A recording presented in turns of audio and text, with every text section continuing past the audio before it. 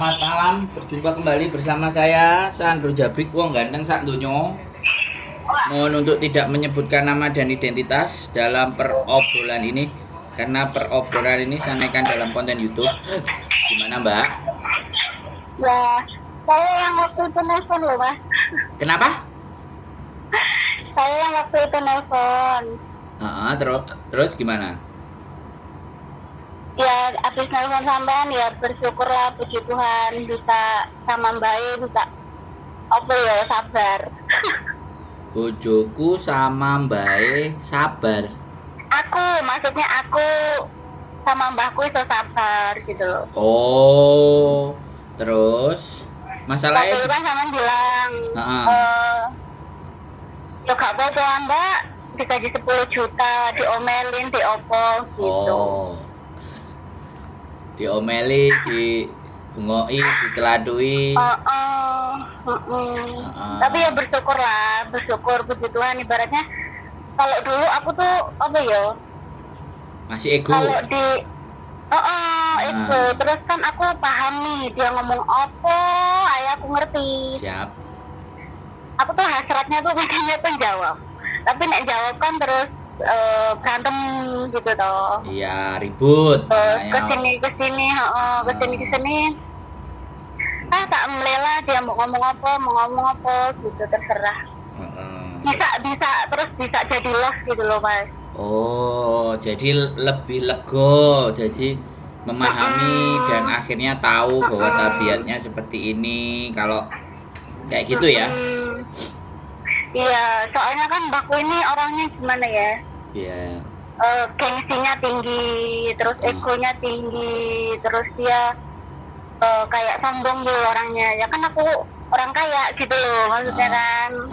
Aku nggak mau diatur, terus dulu kan nggak mau tinggal sama orang, maunya sendiri gitu.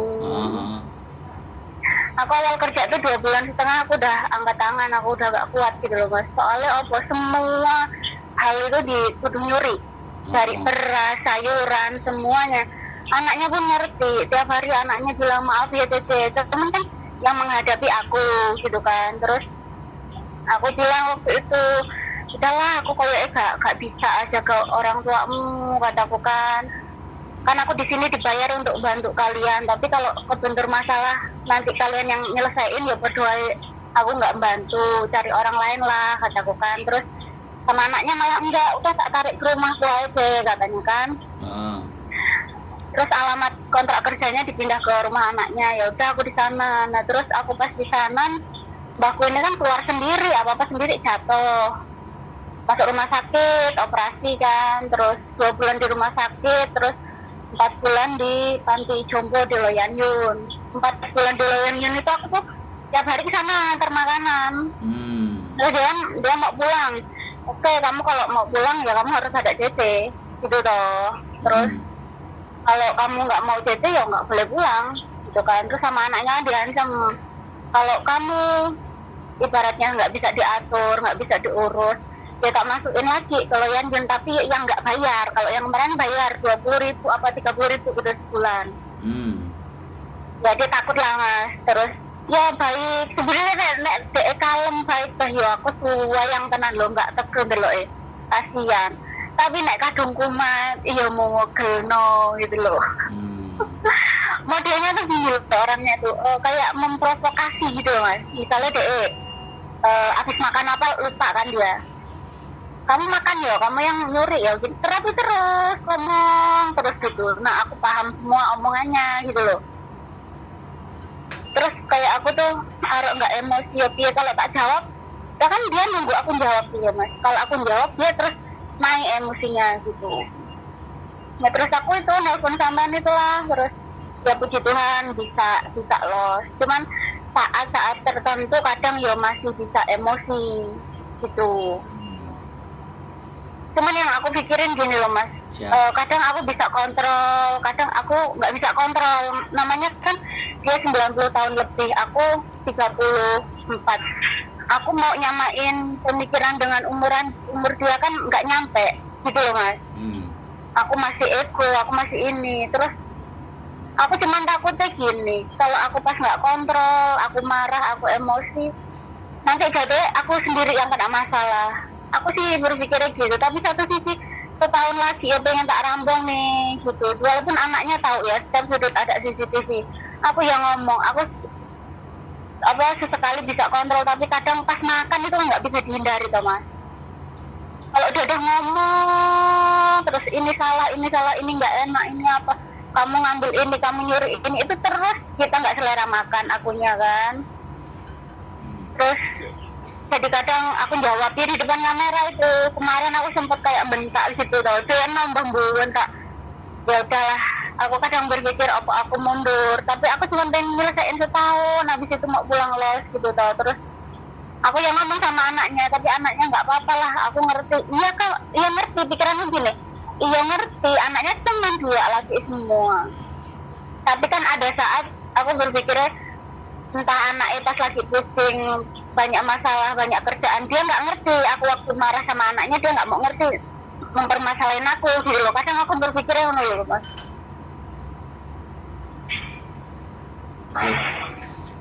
Oke, sudah? Oke, sudah.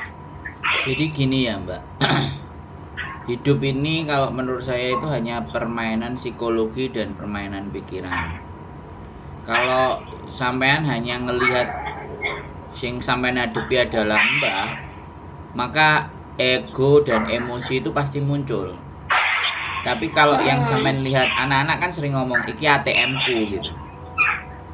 Jadi kemarahan, tuduhan, fitnah kepada sampean ini adalah bagian dari uangku yang harus aku jaga dan aku rawat, harus menjadikan tanaman yang berbuah, buahnya itu uang jutaan rupiah. Kalau sampean melihat si nenek tadi sebagai seorang pribadinya nenek mental, tapi kalau melihat ini adalah risiko yang harus saya ambil, ini adalah sesuatu yang harus saya taklukkan, ini sesuatu yang harus saya rawat. Namanya manusia itu sama hati itu nggak ada yang nggak luluh mbak. Kalau sampean lihat teman-teman yang jaga mbah sampai mbahnya itu mati, ya kan? Itu awalnya chemistry dapat itu juga kayak gitu. Jadi kalau mendapatkan chemistry-nya belum, bahkan kadang chemistry itu bisa kena di 3 tahun, chemistry kena di 4 tahun, chemistry kena yang lebih cepat lagi, chemistry itu bisa 6 bulan. Itu orang itu akan melihat berbeda gitu loh mbak. Nah anaknya 2 laki-laki, otomatis mereka nggak akan fokus. Namanya anak laki-laki ke emak perempuan ini kan gimana sih mbak, kan beda sama anak perempuan. Jadi dari situ dia makanya membutuhkan sampean. Makanya sampean mau marah apapun mereka nggak akan marahin sampean, karena mereka tahu, mereka lihat CCTV, mereka lihat sampean memperlakukan boe, dan mereka laki-laki bukan perempuan. Jadi menurut saya sampean jangan melihat itu sebagai nenek yang umur sekian, tapi lihatlah bahwa ini aset yang harus saya kerjakan, yang harus saya selesaikan, target yang harus selesaikan. Toh pun mati mbak, mau model apa sampean? Iya aku ngerti yang sampean rasakan. 34/99 itu memang jauh. 99 itu sama aja sampean iku ngomong anak kecil yang lagi lasak-lasaknya 7-8 tahun yang lagi pinter-pinternya ngomong. Akhirnya semua yang diomongin itu kan sesuatu yang nggak bener toh. Ya karena memang makanya dalam hidup manusia itu hanya ada organ 2 yang tidak beregenerasi. Satunya adalah otak. Otak itu nggak begitu rusak terus dibetulkan, enggak. Kalau rusak dia rusak. Makanya kenapa orang semakin lanjut usia itu semakin tidak nalar berpikirnya, itu semakin tidak jalan. Nah, ketika nalarnya nggak bisa berjalan, maka yang harus kita ikuti yang lagi iya paling ada di situ gitu aja. Paling yo mungkin tadi dimakan sama setan apa jadi pandai-pandainya sampean itu menenggokkan. Jadi kalau logikanya kamu tuh gila, setan masak makan tahuku gitu. Lah barangkali kan setannya berkeliaran. Nah, orientasinya dia kan bukan ke makan yang hilang lagi. Orientasinya dia akan mikir, "Loh, ada setannya toh." Lah. Jadi nek arek cilik kan kayak gitu tuh, Mbak. Misalnya kepingin sesuatu, aku mau itu terus akhirnya ngerwengek nangis. Ditumbasno sesuk bapak nek bar gajian. Ayo, dulinan sing rene kan dislemurno, Mbak. Gitu loh. Jadi pengetahuannya sampean harus ditambah bagaimana ngomong bayi tuwek, bayi gerang, bayi tuwek. Jadi menurut saya sih ya itu, tapi kalau sampean ngerasa bahwa egonya sampean jauh lebih kuat dan harus selesai, ya sudah wis apapun, daripada sampean menganggap mental sampean yang rusak, daripada otakku yang rusak, ya wis selesai, istirahat. Engko nek nang Indonesia duit entek kan kok pengen balik neh. Enggak, itu salah. Itu saya selalu bilang ya, Mbak. Kalau anak lagi depresi, ngadepin majikan, aku bilang, "Ya wis mantu oh." Aku selalu bilang, "Kur saiki lagi dhuwur," aku bilang kayak gitu kan. Saiki mantu oh, engko sampean rasakno. Sebulan, 2 bulan, 3 bulan piye rasane di Indonesia. Lah engko nek wis legone balik oneh nang Hongkong. Aku selalu bilang kayak gitu. Karena sekali lagi mereka pulang, aku nggak ngerti ya nek sampean punya gambaran, punya sesuatu rencana silahkan. Tapi orang-orang yang telepon ke saya, ya kan ya, aku nggak ngerti ya, nggak banyak.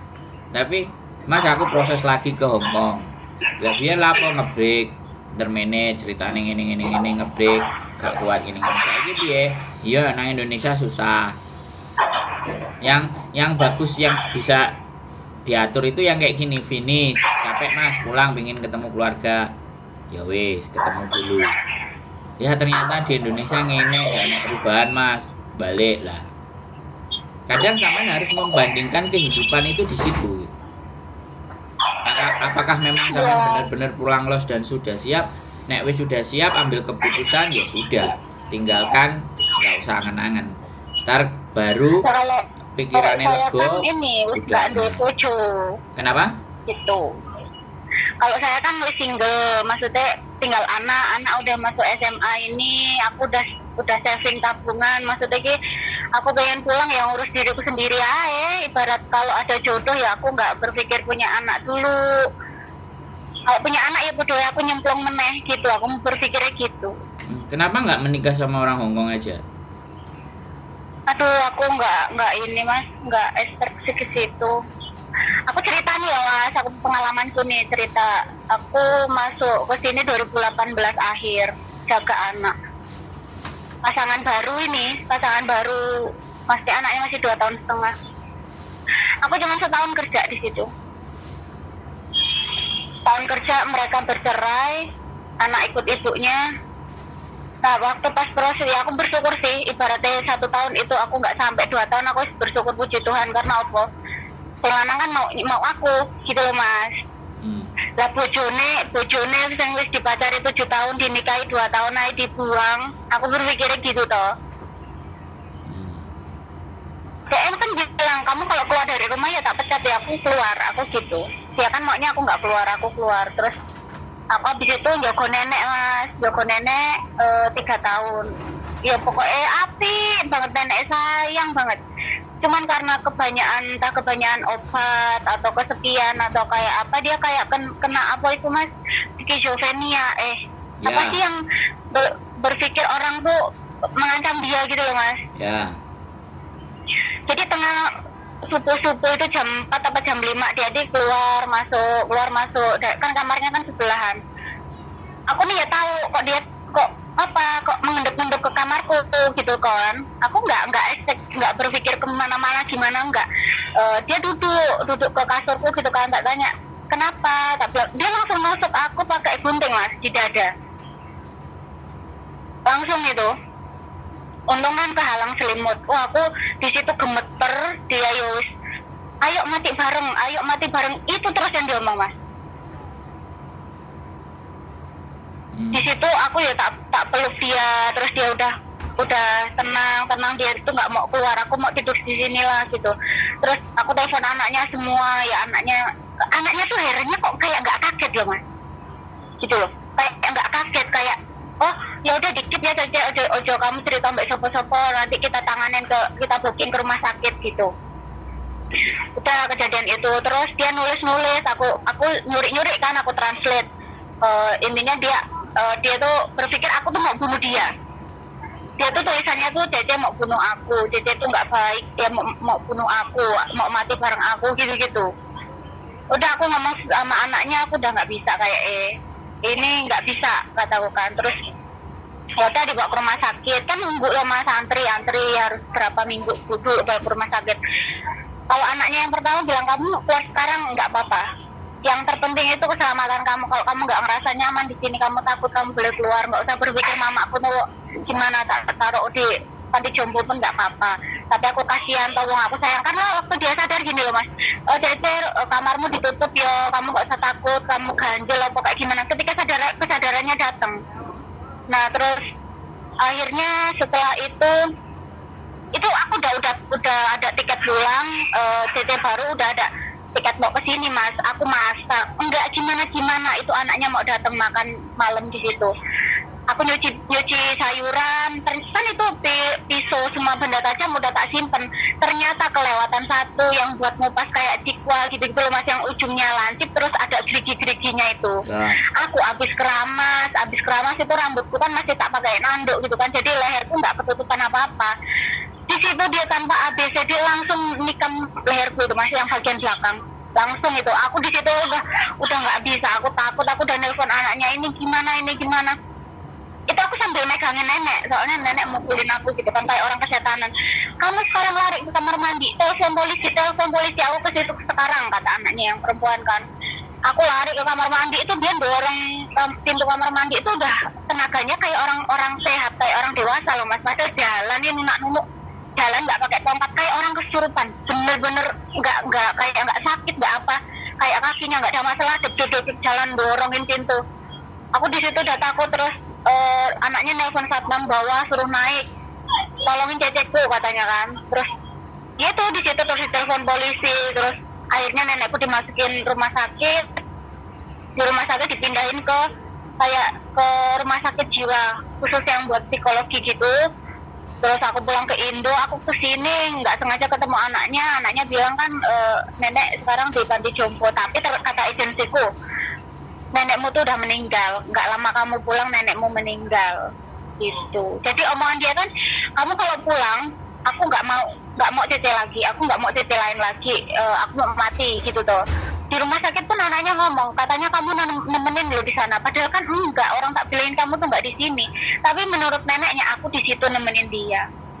Sekarang ganti yang ini ya gitu. Aku sebenarnya seneng jaga anak mas, tapi ya karena ada rekod dulu majikanku kayak gitu sih, jadi aku takut gitu loh. Udah ganti lagi saya ngomong ya gantian. Jadi hidupnya sampean itu terlalu berpatokan dengan masa lalu. Makanya mau melangkahnya jadi bingung. Ya sialah, sampean gini loh, sebuah mobil itu kaca bagian depan itu kan luasnya lebih lebar daripada kaca spion.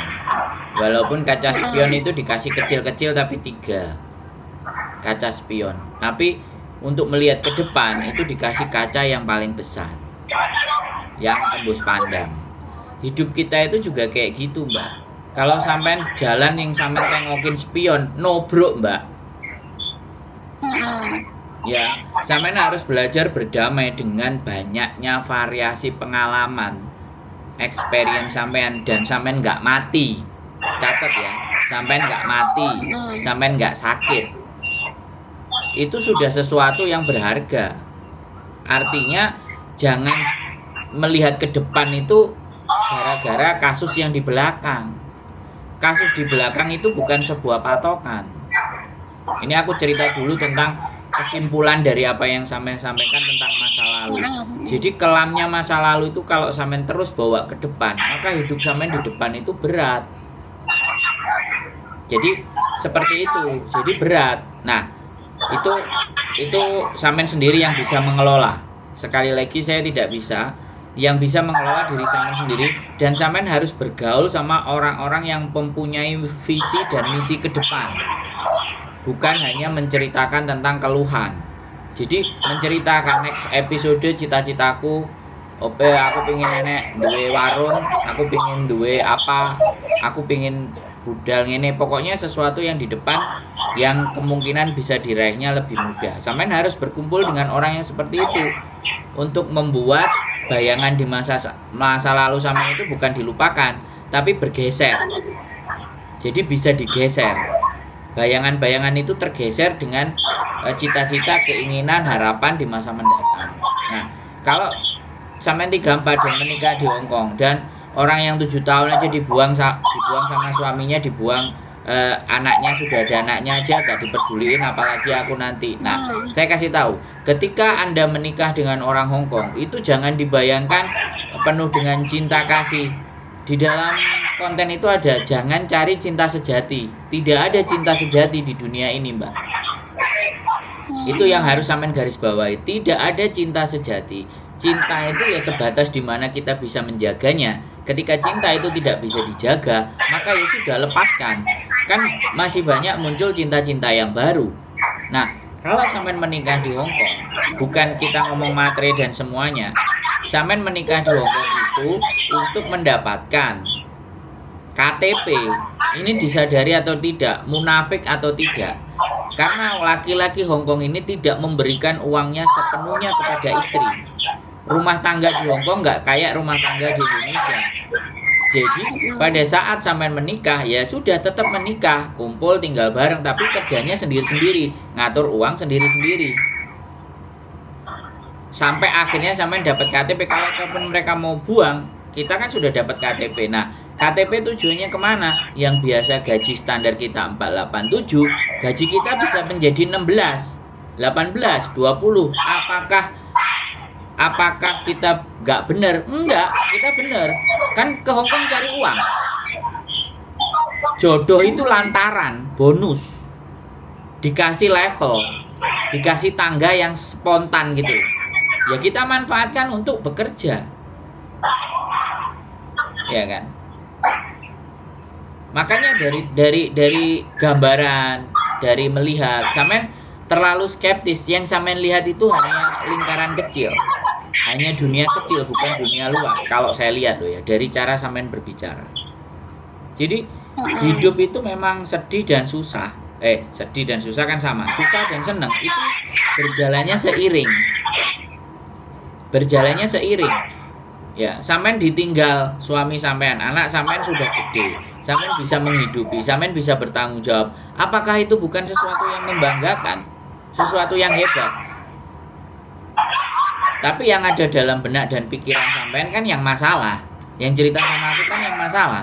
Coba kalau saya gali, mana kelebihan-kelebihannya, mana kehebatan-kehebatan sampean. Kalau sampean ketemu sama aku tak ajak ngomong kayak gini, bisa terkuak hebatnya sampean ada di mana. Dan ketika saya bilang bahwa sampean itu hebat, habis itu sampean kan terus mikir, iya ya, sudah sekian lama saya jalani ya. Jadi orang itu lebih berfokus kepada persoalan dan masalah, bukan berfokus kepada apa yang bisa saya hasilkan. Saya sudah menghasilkan apa saja. Memberikan reward ke dalam diri kita itu sedikit sekali. Makanya kenapa orang bilang bahwa ketika kita itu tidak benar-benar menghargai diri kita sendiri, maka kita tidak akan melihat orang lain itu berharga. Jadi ini sekali lagi omongan saya ya. Terserah, bukan terserah ya. Baik, sampean bisa renungkan. Dan kalau sampean ngomongnya begini, sampean berkumpul sama orang-orang yang nggak punya visi.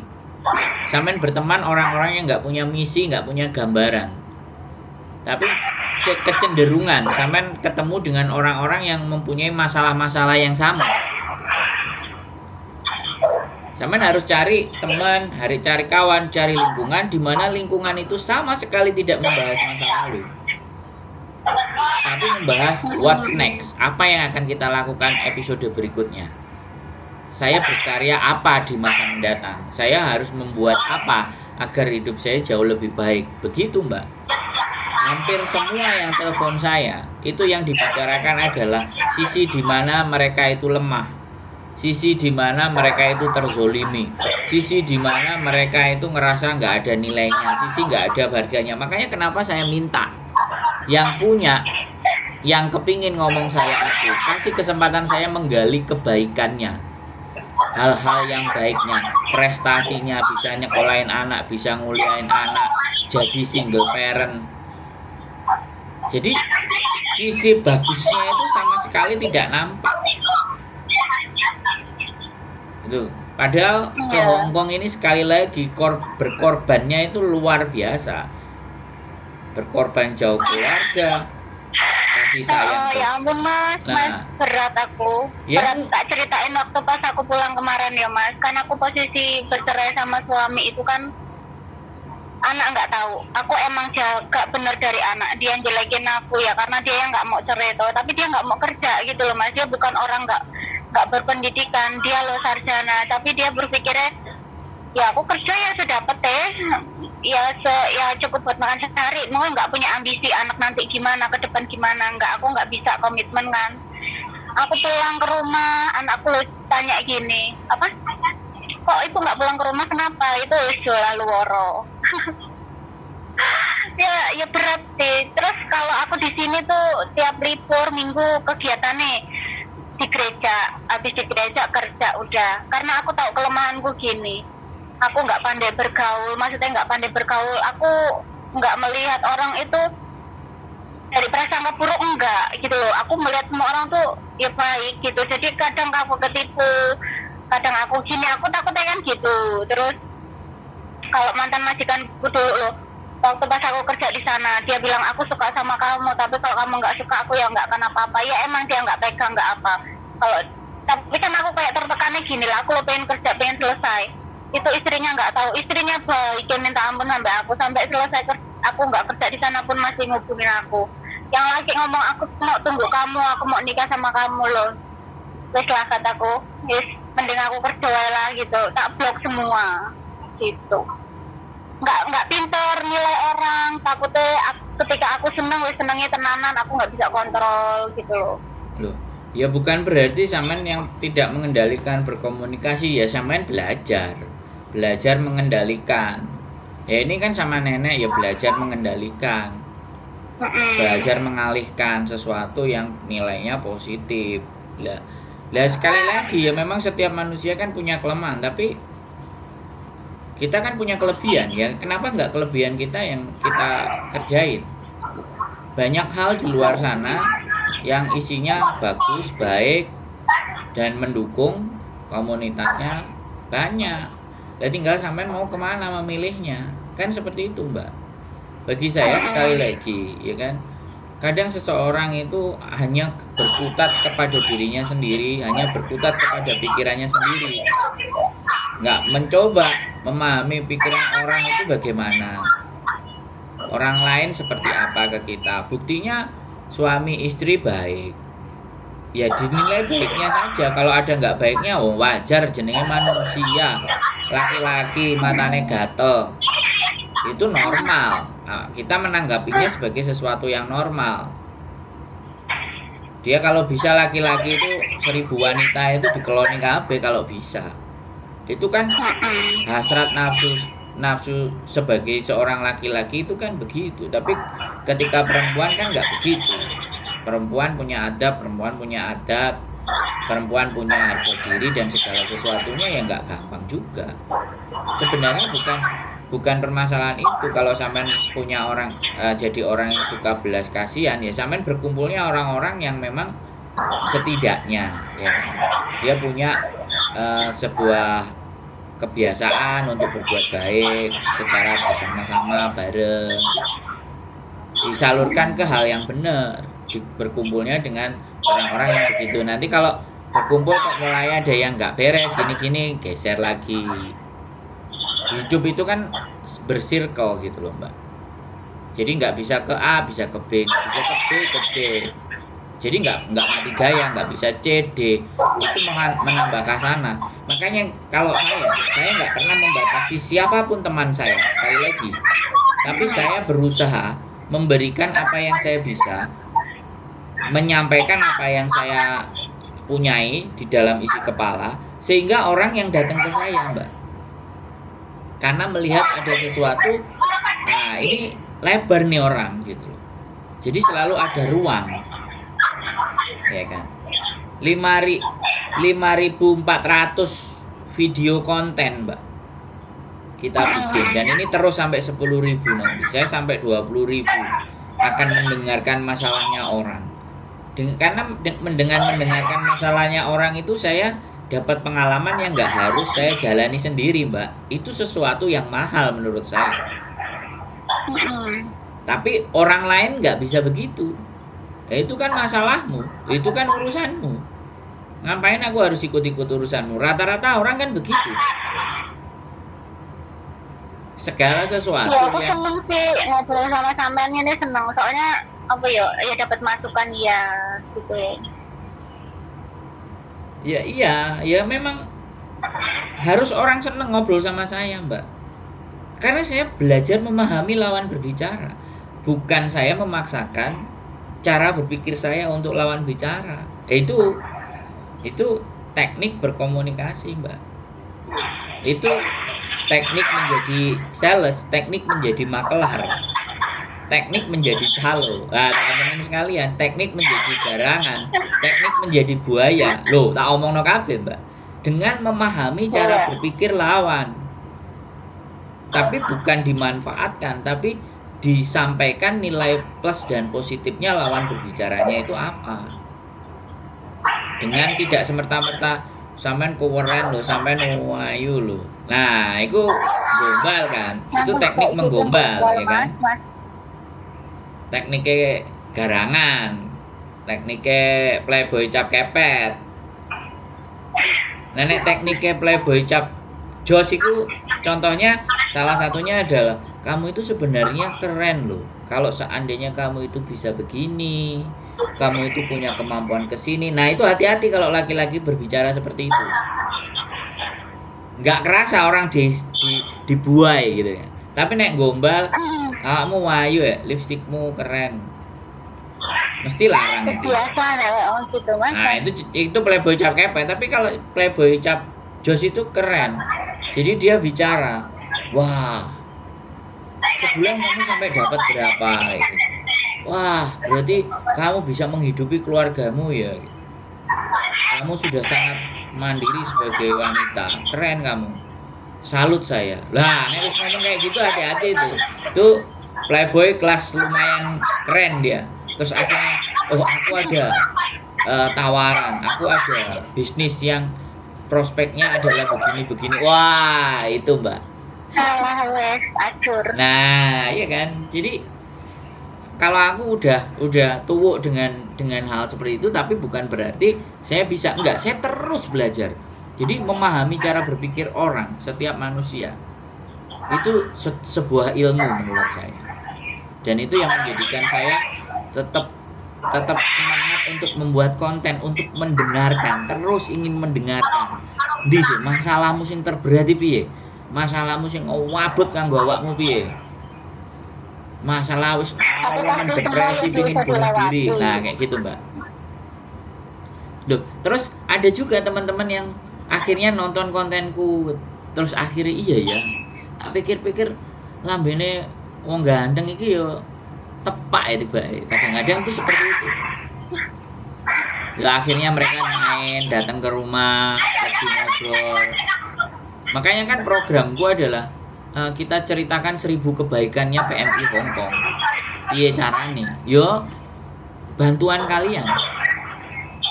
Gak bisa aku ngomong. Iya kan? Kayak sampean single fighter. Pengen dolan gitu ya, pengen kan. Lah iya dolan, Mbak. Dolan sendiri. Kalau memang saya juga ada melihat satu orang anak, dia itu sudah solo, bawa tenda sendiri, masak sendiri, dikonten sendiri, dibikin sendiri, pokoknya dia enjoy sendiri tanpa orang lain. Dia bahagia dengan dirinya sendiri. Giliran tak komenin, sok wow, sok yes, karena dia tidak bisa menerima orang lain untuk bisa dihargai. Sesuatu yang tidak sesuai dengan keinginannya dia, maka dianggap sesuatu yang nggak pas. Nah, akhirnya kan dia ada trauma tersendiri. Ketika ada orang mau masuk, dia langsung pasang kuda-kuda. Terus lama-lama dia melihat saya, loh, sepil-sepil, penasaran. Terus balesin komen. Biasa nggak ada masalah. Macam-macam karakter manusia. Ada yang sewot, bilangan sedikit aja nggak bisa. Ada yang alergi, begitu diomongin, alah Sandro, alah sok yes. Jadi ada yang kayak gitu. Ada yang iya ya, aku tak telepon wong gandeng sak donya sih. Mas, aku mau minta solusi bla bla bla bla bla, gini. Ya saya kan seneng toh, Mbak. Orang nelpon ke saya, pengalaman gitu. Orang nelpon ke saya itu percaya ada sesuatu yang mau mereka ambil dari saya. Ya saya kasihkan toh, Mbak. Wong cuman sharing, ngobrol, teman ngobrol. Kalau memang positif ya tak kasih. Gak punya duit saya, Mbak. Orang-orang terdekat saya tahu nek Sandro itu kere. Gak tahu traktir, gak tahu nukokno sembarang barang. Tapi kan nggak harus uang, Mas. Misalnya aku cerita ke A, si belum tentu plong. Ternyata cerita ke sampean, padahal nggak ngerti satu, gak kenal bisa plong kan ya gitu. Loh lah ya. Kadang kan cuma pengen didengerin, kadang ya pengen dicariin solusi, kadang kan gitu. Jadi ya, iya ada memang yang orang hanya cuman pingin didengerin. Tapi kalau aku bilang, kalau kamu hanya kepingin ngomong terus cuman pingin didengerin aja, kamu jangan ngomong sama manusia, ngomong sama tembok, aku bilang. Tembok itu akan dengerin semua apa yang kamu omongin. Pasti ngomong dewe aja, nanti kalau dianggap orang gila barulah kamu ketawa gitu. Ngomong dewe karo tembok. Kita dikasih mulut. Alamatnya sampai ada atau Mas di YouTube, Mas? Kenapa? Alamatnya sama ada di YouTube? Ada, saya bikin rumah kita gede-gede, zaman enggak? Sama nek hari libur buka jam berapa? Loh ya buka dari pagi wis buka, Mbak. Jam 6, jam 7 aja udah bangun. Nanti jam 9, jam 9, jam 10 anak-anak pada baru datang. Nanti sore ada yang jam 7, jam 8 baru pulang. Mungkin tanggal 1-an lah mungkin, soalnya hari Minggu kan aku jadwalin pelayanan di gereja, maksudnya ada pelayanan main musik gitu toh, jadi nggak pernah bisa nek Minggu. Ya sekali lagi ya, rutinitas yang sampean lakukan itu juga bisa dibongkar. Saya punya teman ya, talent, sekarang juga punya konten namanya Afril. Dia sama saya, sama kayak sampean. Aku pelayanan gini-gini karo jemaat. Aku tak tanya, jemaatmu ada berapa? Ya paling 7, 14, 15. Terus kalau kamu mau bikin konten, yang nonton kamu berapa? 50, 60, 100. Jemaatmu lebih banyak mana di konten sama di offline? Ya di konten. Di konten. Lah, terus ngapain nggak konten? Dudul dong, tak gituin. Kadang-kadang mulutmu itu juga benar juga. Ya iyalah. Lura pede ya Mas, saya kameranya gak pede. Nah sekarang begini Mbak, saya bilang persoalan pede dan tidak itu semua bisa dilatih. Intinya adalah kita itu mau ngapain sih hidup ini. Sekarang sudah difasilitasi oleh sosial media, ya, difasilitasi dengan aplikasi yang begitu banyaknya. Sampean nggak perlu nampakkan wajah, tapi sampean ingin bersuara, ingin berbicara, ya udah dikasih pemandangan semuanya ada. Kemudian suara kita masukkan. Pilih gambar-gambar atau pilih layar-layar yang itu membuat kita jadi dingin, yang menjadi lebih lega. Terus kita sambil ngomong, bacain Alkitab apa, sedikit banyak orang, ya kan? Ini channelku boleh lah kayak gitu. Maka sampean akan justru lebih mengeksplorasi diri sendiri tanpa keterikatan dengan harus ke sini, harus ke situ, harus ke sana. Pasang aja kamera, kelar, selesai semua. Alkitab sampean waca kabeh itu loh iso jadi konten kalau sampean mau memang fokus di situ. Hei. Gara-gara aku pegel gitu. Jadi kayak gitu, Mbak. Jadi hal baru. Makanya sampean harus ketemu orang baru yang mempunyai visi. Jangan hidup dengan siklus yang sama aja enggak jadi apa-apa. Ya enggak jadi apa-apa. Saya pernah bekerja di Hotel Mandarin. Siklus setiap harinya begitu aja, berat badan saya turun. dari 85 sampai 67. Kurus, stres, depresi. Karena apa? Nggak ngomong. Ketemu orang banyak tapi nggak ngomong. Kerja fisik aja, nggak cocok saya. Akhirnya saya balik ke kota. Sekarang gemuk nih. Ya gaji gede tapi hati saya sama aja. Saya bilang Sekarang sama istri gemoy saya. meneh ya sampean. Kenapa? Sekarang sampean gemuk meneh gemoy. Nah, sekarang kalau sampean lihat saya udah kurus lagi, turun lagi 11 kilo. Masa? Ini mau bodybuilder ini, mau bentuk ini. Saya punya program. Ya, ada tantangan baru dalam diri saya, makanya aku beli alat buat fitness di rumah. Aku ngomong sama istri, ya aku mau ya berubah lah kayak Deddy Corbuzier, berubah dari mentalis pesulap ya kan, pesulap mentalis, akhir itu host, habis host YouTuber, habis YouTuber punya acara banyak lah. Aku juga kepingin kan. Ya salah satunya misalnya kalau sampean nggak percaya diri dengan channelnya, ngomong di tempat saya tentang bagaimana kehidupan yang susah ya, diisi hal-hal kayak gitu, perjuangan. Loh iya, aku itu mencari anak podcast kelihatan wajahnya, kelihatan mukanya, tetapi yang diceritakan kan sisi positif yang bisa diambil. Makanya kalau nggak ada 1000 orang cerita hal yang positif, siapa yang cerita kebaikan para PMI? Sing enek mau elek, nyolong tewel, joget-joget di mongkok, utang gadek nobang, gadein paspor. Mana berita yang bagus? Makanya kan kalau di Facebook saya kadang ada yang main band, nyanyi-nyanyi, saya edit, saya dokumentasikan. Ini loh mak-mak gitu loh, mak-mak main musik. Kita tunjukin. Nah di podcast saya ingin tunjukin bagaimana sih menaklukkan kerasnya Hong Kong, bagaimana kehidupan perjuangan di Hong Kong. Gitu, hal-hal yang positif. Iya.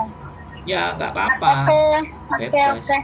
Makasih banyak Mas sharingnya, waktunya. Pokoknya thank you so much. Iyalah. Jadi Lain waktu main ke rumah nanti. Pokoknya boleh. terima kasih banyak, sangat membantu Boleh. saran-sarannya, sharingnya.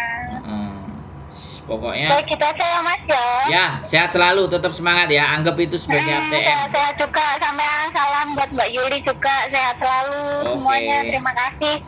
Yo, God bless you. Yo, Tuhan bye-bye. berkati.